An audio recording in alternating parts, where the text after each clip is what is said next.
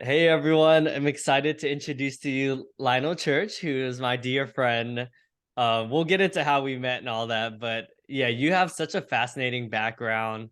I'll just read a little bit more about your experience, or kind of share with everyone a little bit about your background.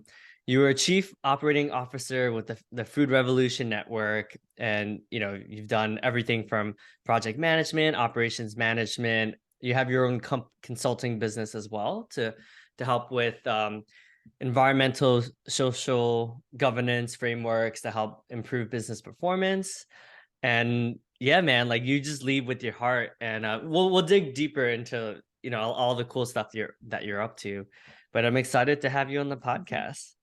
Thank you so much, Davidson. Yeah, we've had such like a great time in our friendship, and it's always like fruitful, interesting conversations. uh And yeah, I'm like honored that you invited me into this. So thank you. yeah. I was just thinking, so for the context, for those of you who are listening who aren't familiar with Lionel, um, and the context of why I thought about you is because I'm in this second year of this landmarks team management leadership program. And then every quarter we have something called Game in the Worlds where we essentially create from nothing. And it's like, oh, what do I want to focus on this quarter? And, part of my journey where I'm at now is sort of this like financial independence type of world where I wouldn't say fire movement because I think that that's a little bit too far where it's a little bit too much focused on penny pinching, but I would say I'm in this world where I think our society doesn't really teach us how to focus on personal finance, and it's like not really even taught in school. So I was like, oh, Lionel's like one of those guys I feel like that would be able to add a lot of value to the listeners. And I think you have a beautiful soul, and I think that's what I want to share with everyone as well. Oh, thank you so much, Davidson.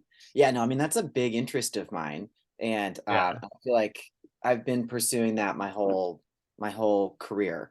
Yeah. Is trying to be conscious in my relationship with money and my personal finances. So Yeah. it's definitely something that I've been focused on for a long time, and Yeah. yeah, happy to bring it to everyone here. Awesome. Yeah, and we're in the middle of creating like what that looks like to try to get as many listeners and viewers as possible. So we'll coordinate on a date that works for both of us. So we'll dig deeper into that. But I do think that you have a lot of unique like experiences, and you've delved pretty deeply into personal development. I know when you share with me your father, and then he's one of the like godfathers of this work, right? So wanted to dig a little bit deeper into that if you're okay with sharing with us like what it was like growing up with a father who was sort of this like figure who's like responsible for like a lot of these deep doing a lot of the inner work you know Yeah, I mean, my experience of it. So my dad, Dawson Church, he's an author and workshop leader, and he leads retreats around the United States and internationally. And he does work around meditation and trauma therapy.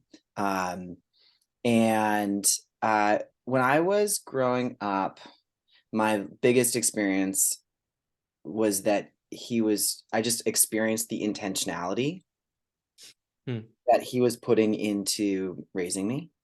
Hmm. So I had a lot of experience of him being careful and thoughtful about the words that he chose to use. Hmm.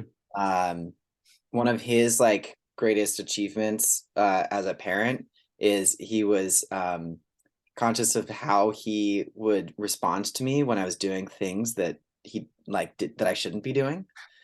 Uh-huh. And apparently my first word, most kids, their first word is no, but my first word was yes. Huh. And this is like a mark of like parenting pride that he has. Oh, wow. um, because he was trying to find a way to take whatever I was doing and redirect the energy. So rather Right. than stop the energy, he wanted to redirect it. Huh. And yeah, and so I felt that I had a lot of I had guidance, I had support, which are these really key things. Also because he was an author and a publisher, he was having interesting authors and thinkers and speakers over for dinner regularly. Wow. Uh, and so I got to hang out with a cool cast of characters as I was Huh. growing up. Yeah, it's fascinating. It's rare you meet people like yourself who I think you're not someone I would say who's like have like the herd mentality, right?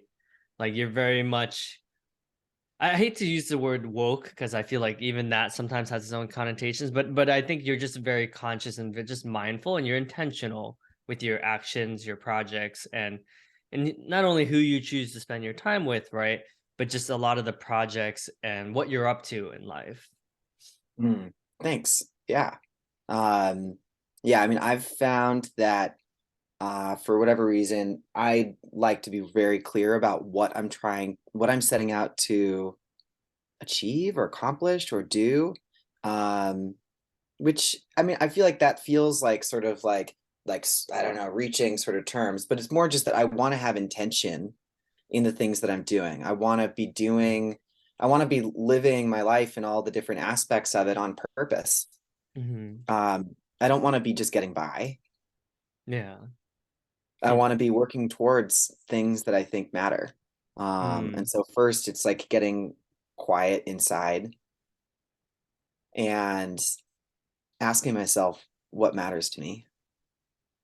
Hmm. And then as I'm working in the world, I want the things that I'm working on and towards to be the things that I actually want and that I Mm. actually care about and that I think matter to myself and to my community and to society and to the I mean actually extended out as the earth itself. You know, Mm.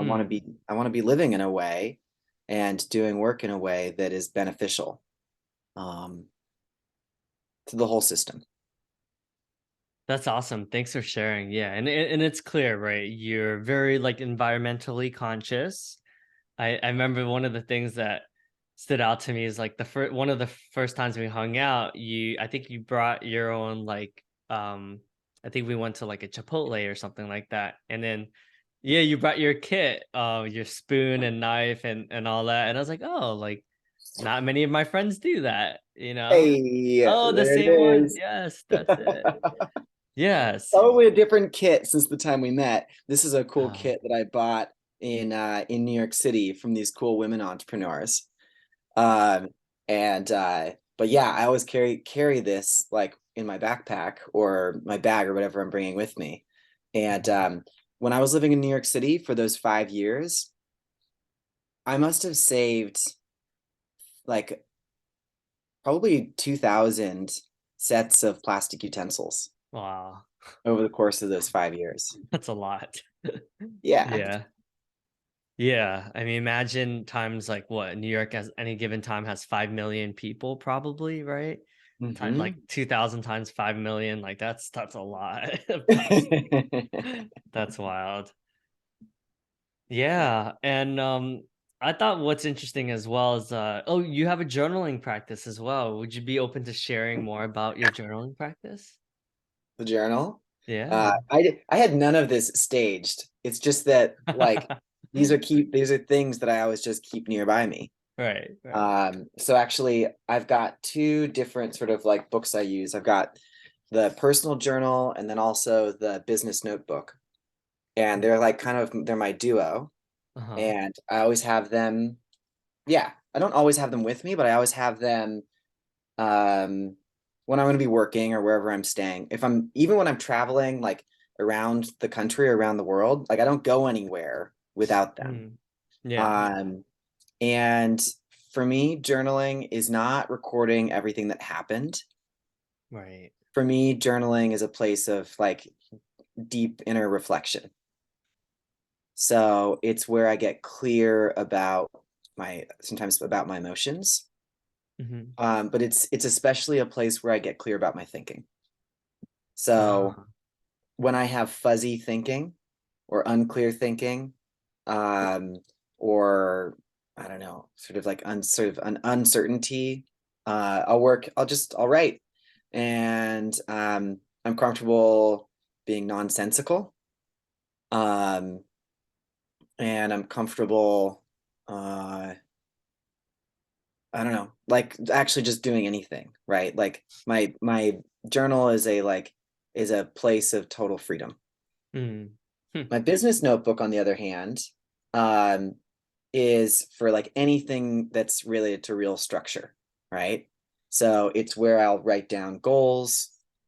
It's where I write down, I've actually like what's been really important to me in the last few years is slowing down and really getting clear about what my priorities are right now. Mm. Yeah. And it's funny. I mean, I've done like different types of planning where I think about goals over periods of time, 3 months, a year, multiple years. But I really like using my business notebook for just like get identifying beyond my bigger goals, what are my priorities right now in this period of time? Um, and I find that, they kind of change naturally on their own. And sometimes it's a matter of weeks, sometimes it's a matter of months. But once like a phase has changed, I oftentimes find myself with new priorities. And Mm. what happens is I'll feel that I'm kind of uneasy. Like I don't know how to spend my time Hmm. as an entrepreneur where I have a lot of flexibility. There's a lot of different Mm. things that I can be doing. Yeah. Um, and I've realized that when I'm not sure what to spend my time doing, it's because I'm not clear about my priorities. Mm. And that I've learned, it's been really nice to have learned that's the trigger. And so I've got a kind of actually a habit that's developed where when I'm unclear about my priorities, then I pick up Mm. my business notebook, I slow down, I Mm. figure out what they are, and I write them down. Hmm. And then I'm able to use that as my framework for like that next period of time. So what are some of your priorities nowadays? If you're willing to share with us? Um, I'm going into a time right now where yeah, where my priorities are not super business for the next few Mm. weeks. Yeah. Because I'm gonna leave. I'm about to go on a trip to Germany for 3 weeks, Oh, very cool. and I've been learning to speak German for the last 2 years. Oh, And this will be my first trip to Germany since I started learning to speak German. Uh, what? Wow. yeah, so I think my priority through the end of the year, um, is going to be, I don't have this written down, because it's not super structured. It's not something I have to keep on referencing back to. Uh-huh. Um, but I'm generating leads for my business, with some marketing work that I'm doing, that I'll probably sell into the new year. And then I'm, yeah, gonna just like experience being in Germany. Um, I mean, which area are you going to multiple areas in Germany? I'm going to fly into Berlin, and then I'm going to Okay. be staying in Leipzig with one of my good friends. Oh, okay. Yeah. Is that So is that close to Berlin or how far is that away? I think it's a 90-minute or uh car ride or something like Okay. that. Yeah. And it's a little southwest of Berlin. Okay. But sounds like you'll probably be spending some time in Berlin as well, right? I'm gonna fly in and fly out of Berlin, and maybe I'll do a weekend trip there. We'll see. Oh, cool. Yeah, I was gonna Yeah. say if you want, I can introduce you to some of my friends in Berlin because I Coach Hub was based in Berlin. So Oh wow. Okay. yeah, yeah. So know a Oh, lot very of cool. ex-coworkers that live there, and I can make if you think that's useful. Okay, awesome. Thanks for that, Davidson. Yeah. That's awesome, man. Yeah, your life is always interesting, right? I can always count on you for if I'm, if I want to call you, like I can always count on an interesting conversation, right? Yeah, totally. Yeah, and you know what? Actually, there's I've only you're actually you're a standout friend in the way that you will call me. I know a lot of people, and I Hmm. actually have like maintain quite a number of really strong friendships. Hmm. But you have a you're like actually an outlier among people that I know in your like you won't like text ahead always and like schedule something. You'll do that too. Like that's how we did this. Yeah, But yeah, you have a comfort with just like, oh yeah, I'm just gonna call Lionel. yeah, yeah, And I love that. I think that like for anyone listening, like what Davidson does there, in my experience of my friendships, um, like that is one of the most like powerful and valuable ways to build and maintain friendships and develop yeah. stronger friendships. And sometimes Oh, these conversations that we have, Davidson, like sometimes we've only got like 10 minutes and uh-huh. we're like, oh yeah, I was just in the middle of something. I gotta go. Or like not in the middle, but like I got something to go to. Right, right. And so it's not about like a big long catch up and or like Mm, a huge check in. It's just like it's yeah. just a touch point. Right, Uh, right. and I've come to really really appreciate friendships in my life where I just have like these touch points with Oh, people. It doesn't have to be like a huge thing every time we talk. huh. So Yes, and I would say you're really good at those deeper, like sitting down over a beer or two and just having three, like you're good at those 3 hour conversations too, you know? oh yeah, those are my favorite. That's my Yeah. lifeblood right there. Yeah, yeah. Mhm. So I do think, thank you for the acknowledgement. It's funny because it's something that I do, and sometimes like I'm like almost like bitter. I'm not with you. I would say like certain people where I'm like, oh, I feel like I always have to be the one that is Yeah. more putting more of the effort in, right? But I do think it is nice to hear that because like sometimes I'm just like, oh, like do they even care? You know? Yeah.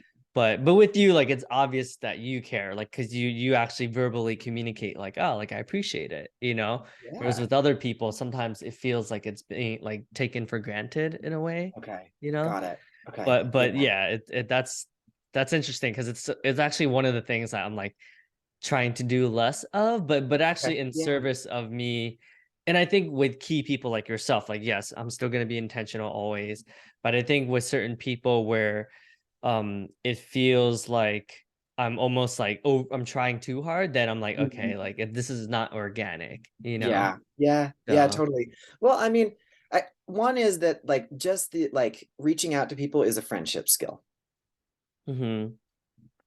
Hmm. Um, but then also, I mean, what I'm hearing and what you're saying is that you're getting a little bit deeper and wanting to be intentional about the way that you exercise it too.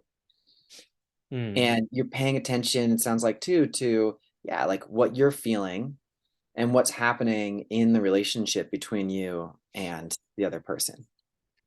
Um, Yeah. It, and I think, and you would get this too. I think because we are curious people that are continuously digging deeper into different thresholds, I do think we do have when we do catch up, there's just a lot more quote unquote, and this might seem kind of judgmental, but just substance behind our conversations, right? Whereas sure. like with some people, like it's sort of very like surface level, you know? So Mm, it's sort of like I feel like with us, we can talk about like deeper topics because hmm our passions and our interests vary across so many spectrums, you know? hmm So it does feel like a lot more there's a lot more areas we can go in our conversations. Yeah, no, that's definitely true. I mean, when you got like, a lot of like life and energy and doing things, uh, it's fun to share that. And Yeah, yeah. um, yeah, and we have a good vibe that oftentimes happens for us, right? Where we're both like really doing things. And so there's a lot to share that's, Right. wonderful on both sides. That's a fair, that's good point, right? Because we both in a given, let's say it's been like 6 or 9 months since we've last like really caught up. When we do catch up, there's so much to update on. Like even Germany, right? I'm sure once you kind of go come back, I would love to hear about like, hey, like I would love to ask you, what can Americans learn from Germans that they do well that you would like to bring into the practice and the culture here, you know? Oh, that's a great question. That's a great question. I'm going to be thinking about that question now. Yeah. as I'm there. That's awesome. I'm Well, actually I gonna do. like you just casually asked that question out the top of your head right now, but I feel like Uh, that question is gonna actually like be really baking for me. And I'm actually gonna be like looking at my experiences in Germany through that I love lens now, that. Davidson. Well, and I do hear that Berlin is also it's so different than the rest of Germany as well, that it is very like open-minded and it's very diverse and it's just like it is a lot different. So I'm sure even within that, right, is it's like its own bubble from what I Yeah, hear from everyone. Yeah. yeah, sure. I mean, yeah, I think Berlin, it's there, it's Germany's New York City. Right. Right. Um, and it's not, yeah, I think it's not, I don't think it's, yeah, anyways, I don't have to characterize it per se. New York City, all I'll say is incredible. And I love New York City. Yeah. Um, but Berlin has that feeling of being the really like internationally connected um hub of Germany. Yeah. Yeah, definitely. Yeah, I was surprised to see like diversity. I'm Vietnamese, or my parents were born in Vietnam, and when I went there, I was surprised to see so many Vietnamese restaurants there. Like it was like a lot of surprising things about Berlin. I found out is because they really welcome refugees, and there was a time where they really needed like labor, so they just opened up their borders to everyone. So it ends up being a very diverse city because of that. Yeah. Huh. Yeah. Okay, cool. I'll look for the Vietnamese restaurant when I'm in Berlin. It's everywhere. Like it's hard to miss. But yeah, I think because I'm from the lens of a Vietnamese person, I'm like, wow, there's like Vietnamese people everywhere here. Cool, man. Well, I'm curious. It sounds like you've worked for like, how do you go about choosing like your time and your partnerships, right? It sounds like you partner on a lot of different initiatives and you consult for a lot of different businesses.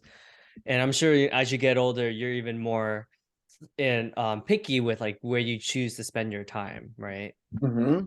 Yeah, it's true. I am. Yeah, that's a really nice question. I mean, I personally I'm very relationship driven. Yeah. And I, yeah, so I've really built my career around like doing work with entrepreneurs that I love and support, and Mhm. whose vision and mission and the work they're doing, um, I find it important in the world, Mhm. in some sort of like a deeper, holistic way. Hmm. So with finished, I went to the University of California, Santa Cruz, Mhm. and I got an economics degree. And but I also took a social change class, Mhm. and I got clear during that time of my life that I really wanted to do the work of helping to build socially responsible and environmentally sustainable businesses. Uh-huh. And I had Mm. this like vivid vision, while I was in that social change class, of Wow. doing this work, um, like over and over again, um, helping build companies that are really like the companies of the future, the companies that we need, Mhm. that are going to, like, through their actions, be addressing, taking climate action and addressing, some of the, yeah, addressing social problems, both with employees and in their Mhm. communities. And in that class, independent of having this dream and vision, one of the presenters in that class was Ocean Robbins. And I heard his message, doing social change. He was leading a social change nonprofit at the time, Mhm. and his environmental message. Um, and he was like, PS, or like, not PS. In the thing, he kind of casually mentioned that his father was John Robbins. Mhm. And I was reading his dad's book at that time, one of Oh. his dad's books, the book called The Food Revolution. Hmm. And I, um, yeah, so I ended up doing volunteer work with Ocean's nonprofit. Yes, it's called. And then Ocean stepped back from the nonprofit, like about a year later after I'd been doing that volunteer work, and passed it on to someone else, and came and spoke to me about wanting to build a social enterprise business, um, where he was going to build a business around this work his dad had done. That work is how food connects with sustainability, personal health, and ethics in all sorts of ways, like the Hmm. way that farm workers are treated, for instance. Mm. Yeah. Yeah. And for me, that was just like an infectious vision. Infectious is a pretty terrible term. We all in our And culture need to find nowadays, yeah. another way to describe that, right? um, but um, but I felt that the things I was most passionate about at that time were reducing CO2 emissions, and being a Californian, um, improving fresh water use, right? Hmm. Because fresh water is such an issue that we're going to be facing for the rest of our lives, and not only in California but around the world. But we've really felt it acutely in California. Hmm. Um, and that motivated me for the next 7 years working with Food Revolution Network, Ocean Robbins building Food Revolution Network. Hmm. Is that I knew that the work that we were doing, this educational work, um, was helping, hundreds of thousands of people gain deeper education and learn about ways that they could actually improve their health, improve environmental sustainability, and Hmm. actually create a more ethical, world for everyone. Hmm. So I felt proud of that work. Hmm. And I think that's really what guides me, in picking who I've worked with as clients. Hmm. And you know what? Clients feels like a really hollow word to me, actually. Hmm. Because the feeling that I have about it is, I've got this one life. And when I'm choosing to spend my time during this life that I have to help someone build something, that is not nothing. Hmm. Hmm. That, like, it's one of the most sacred things that I feel that I can do. And you listen, I mean, for anyone that's listening to this, like, our time is incredibly valuable. And what we choose to do with it, I think is sacred. Or it can be, or at least it can be seen that way, or we can Hmm. experience it that way. Right. And so I want to be I want to be contributing my time to collaborate with people, where a shared vision, and we're working towards things that really matter. That's awesome. I think it's a good reminder because many people think that it's impossible to have it all, right? Like have something you actually enjoy doing that's purposeful, that gives back to the community while actually making money, right? Hmm. While actually having there's a market need and the society will actually Hmm. pay you what you're worth. And then um yeah, something that you're actually good at, right? I think if you have Yeah. all three, then the ikigai, Yeah. then that's ideal. Yeah, totally. Yeah. I mean, everything I just said is true. And at the same time, people might be surprised to hear that, uh, I love business and businesses, Hmm. because businesses, the way that I see it, do the work that needs to be done. Hmm. Um, Businesses organize people, and capital, and land, and and government, um, resources. I mean, businesses are the coordination tool that we use to Hmm. get work done. Hmm. important work that we need done. So I businesses have caused a lot of environmental destruction, Yeah. harm. Um, but businesses are also it's very flexible. I mean, they've done so in part inside the context that society and governments have given them. Hmm. Hmm. And but businesses have also made humanity comfortable, prosperous, well Hmm. fed. Um, and so, there's tremendous positives that are coming from, yeah, from business and private enterprise. Hmm. Um, so I'm supportive of that. And I just want to work towards a world in which um, the economy, the whole economy, um, is operating inside the limits of the earth Hmm. and is supporting people. And I think we absolutely can do that. A great book I want to reference here um, is The Donut Economy by Kate Rayworth.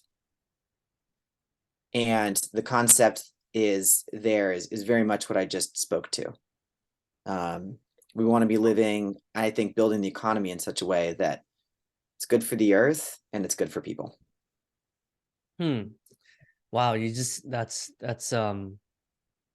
it kind of reminded what you're speaking about reminds me of I'll never forget this. I went to like a Tony Robbins conference, Date with Destiny, where he classified there's like different types of people in the world, right? And this like the way he did it, I was like, "Oh, I'll never forget this." He called it like the green folks are like very much about like saving the environment. They're like very socially conscious people, like people that typically work for nonprofits, people that are doing good in the world, right? And he classified the orange people are as like the business builders, right? Like the entrepreneurs, the one that are like, kind of like like leaning towards capitalism, right? So he classified all these different people, and he had in the way he had it was like the people that were arguing with each other. It was very exaggerated, right? So it was like you can clearly see how righteous everyone was being and how right everyone wanted to be. But at the end of like that 5 hour experiment, you kind of left. You're like, oh, each of us play a part in this world, right? You can't have one. You can't just have the whole world. Just can't be just one. It has to be all these together kind of build the world that we live in, so it was just interesting to hear that the way he described it, and I was like, oh, okay, I could see how, because I would say I was like one of those, like at the time when I was taking the course, I felt like I was one of those green people, but in my righteousness, in my like morals and stuff like that, I was pushing away like 95% of the world because I thought I was better than, because I thought I was enlightened, you know, Mm, and I discounted that, like you said, like, a lot of the orange people, like, that's why I do have a house. That's why, you know what I mean? Like, that's why I don't have to worry about, like I'll be fine, right? There's medicines that I can get, a vaccine, so I don't die. Like, there's some good, obviously, when it comes to like the manufacturing and the production, right? So, no, yeah, thanks for sharing that. I love it. I love that you're one of the few people I know that is, thoughtful in understanding, trying to understand someone else's perspective instead of being so quick to judge and quick to give the answer. thanks. Yeah, I do my best when I can. Yeah, well, and so I'm curious, like you've built this life that's like, more entrepreneurial where you're consulting, you have a lot of collaborators and business partners. Like, how does one create a life where like you can just up and leave and move to Germany for, I don't know, how long you gonna be in Germany for? 3 weeks. 3 weeks, right? Like it's I would say not the average person doesn't just like, oh, I'm gonna, you know, move from Vermont to California and then I'm gonna go live in Germany for 3 weeks, right? Like, how does one create that life? How does one create any life, Davidson? Creating a taking life action. is it's a crazy journey. I've been committed to doing work that is fully remote Yeah. for a long time. So yeah, the pandemic was a really surreal experience because everyone started doing what I had already been doing for a decade. Uh, I helped one organization actually make the transition too. oh. Um, yeah, they had to shift their conferences from being online, from being in person to online. Hmm. Um, but yeah, I mean there are a lot of principles that are working me in my life. Um, and one of them is that freedom to have the freedom of, yeah, having flexibility around both my when I work and like where I am. Hmm. Um, so I've chosen my work and built my career around being able to do that. Also, Hmm. when I wanted to buy my first home, and I wanted to do it in such a way that I could still travel and I could still live wherever I want. Um, and and it wasn't a financial drain on me at all. So with all of those sort of criteria, that led me to um, the perspective of more real estate investing, Hmm. uh, rather than just a single family home purchase for me. Right. Right. So when I made my first purchase, I mean, first I spent some years. Spent some time, first a month, and then some years really learning how that field works. Biggerpockets.com for anyone that Oh. like is interested in that. It's the best Hmm. community out there. Oh yeah. It's so vibrant. It's yeah, it's kind of like it's yeah, there I don't even think there are really any competitors out there. Hmm. Um, that is the community of real estate investors in the United States. Oh. Um, They have that podcast, right? yep, their podcasts are incredible. Yeah, I started listening to them ironically like a Mhm. month ago. Nice, that's great. Yeah, Yeah. they're very cool. And yeah, so I ended up purchasing a multi-family building as a personal residence and living there. And and that just makes sense and works for me. Because I have a home, I can go back there anytime. It's furnished, it's beautiful. I have a basement, I can keep stuff, no storage units in my life. Yeah. Um, but the whole thing is rented out and I have some passive income from it. And it seems like you're a minimalist, right? Would you say like you don't have like a lot of stuff that you keep, right? It seems like. Yeah, um I've done what's practical to me, and I probably thought of minimalism and thought of myself as a minimalist maybe at some point. That Hmm. whole concept has sort of like left for me. Yeah. But other people describe me as a minimalist. Compared to So me, you're very much a minimalist, I yeah, would so say. I think I am a minimalist, but Yeah. not as like a philosophy, Right. just in the way that I live. Yeah. Right. Yeah. I guess yeah. I would say like compared to my friends, like you're definitely a minimalist. Yeah, cool. That's great. I mean, Yeah. I want to have freedom. Hmm. And so like I can't be bound down by too much Stuff. stuff. Yeah. And yeah, unless again, like with my building, my apartment is rented out on a medium term basis right now to traveling nurses. Right. Right. And so I love owning all of those things and have it be part of my life and a place that I can spend time at. Hmm. And but it's also like I'm also, it's also part of the one of my businesses, Hmm. and somebody else lives in that space, and those are those are their things to use for the time that they're there. So Yeah. I love that, like, those things belong to that house. Right. They're mine. I own them. I'm responsible for them. Yeah, it's my stuff. But it belongs to that house. And Right. I'm Right. still free to go be where I want and do what I want. I love that. I'm hearing freedom as a theme across all this, right? Career wise, time management wise, like just a real intentionality in creating like the life you actually want in a mindful way. Yeah, that's it. Thank you. That's awesome. Um, well, yeah, and I'm curious about so you were in Brooklyn, like what were some of like your takeaways living in Brooklyn, right? Because that's a lot different than Vermont, where you were in Rutland, Vermont. Yeah, totally. And a lot different than the Bay Area, California, too. Right. Yeah. Which is where I grew up. Yeah. And so, I mean, New York City changed me. Yeah.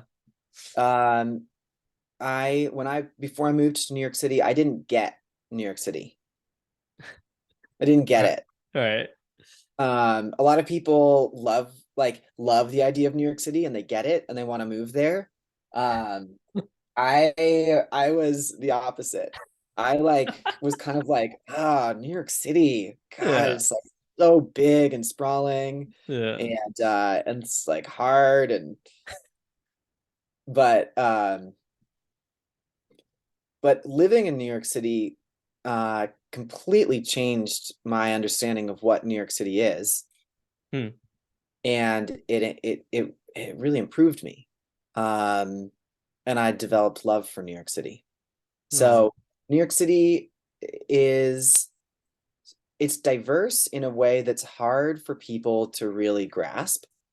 Hmm. Um, like people think in the Bay Area, people think of San Francisco as diverse or Yeah. Oakland, but it's just on a really different scale. So, like, Hmm. one statistic that I'm always really struck by is that in New York City, 50% of the workforce, people that actually work in New York City, were born outside of the United States. Oh, wow. That's wild. Yeah. Huh. And New York City is not predominantly like from anywhere. New York Right. City is truly a melting pot of the world.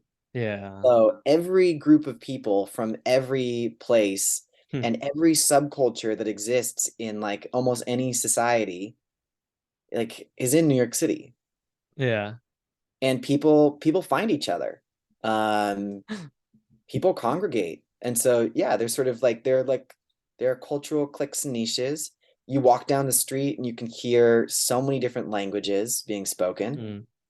Hmm. Um, and New York City, like the people that are custodians of the city of New York City, um, also have this like in love for the city and creating a place that really works Hmm. for Hmm. everyone. Yeah. So there's sort of like I feel like an integrity to the I don't know to the whole society or system Hmm. um there, and yeah, I love it. Yeah, beautifully said. You were able to articulate. Sometimes it's hard, like you said, it's hard to describe New York City, right? It's like diverse is one of the words I use as well. But like you said, it's not only like diversity of like, race and gender, and I think it's like diversity of everything, diversity of thought, diversity of Mhm. just experiences and Mhm. where people come from and everyone brings their own flavor, their own flair to New York City, right? I Mhm. miss it, which I'm actually really excited for fortune, I'll be going back to New York City because working remotely, quite honestly, like I was missing some of that like Yeah. excitement, right? Like, Yeah, sure. yeah. So cool, man. Well, Lionel, I just want to acknowledge you for like just your brilliant mind, your friendship, your heart, your warmth, your care, curiosity. You're an incredible dude, and I'm really grateful for our friendship. Oh, thank you, Davidson. Yeah, I like I really appreciate you too. And like I keep on seeing how you like really bring people together. You're very connecting. Like, and I feel like you are sort of the way that like social networks are built, you Uh-huh. know? You sort of like have the ability to create a social network and like cause it to branch out and grow. Oh, So you've thank you. got sort of a remarkable ability, and it's real. It's I think it's a just I think it's really helpful. I think it's something that makes your whole community stronger, more interesting, better. Yeah. Um, and so it's cool to be part of yeah, part of this like this network of connection through you. Oh. And yeah, and I appreciate you having the curiosity and the interest to ask me about what I'm doing. Um, and share our conversation too. It's awesome. Yeah, I think that, so many takeaways from this conversation, but I think if it's, if anyone, I would say, just do something that makes you happy is one of my takeaways from this conversation. Like, actually be intentional, journal about like the things that light you up, the things that bring you joy, the moments that you'll treasure, and sort of like what legacy you want to leave behind. Like, I think that's important. I think so many of us do what our parents want us to do, our spouses, and what society wants us to do. And I think it's great to have folks like yourself who are living it. And of course, we all have our ups and downs, right? I'm sure. But I think because of your mindset and just your so many lived experiences, like, you can honestly say like, okay, like, I've lived a pretty awesome life, and I think that's my main takeaway from our conversation. Cool. Yeah, I like it. That's great. All right, brother. We'll have fun in Germany, and I'm sure we'll stay in touch. All right. Thank you, Davidson.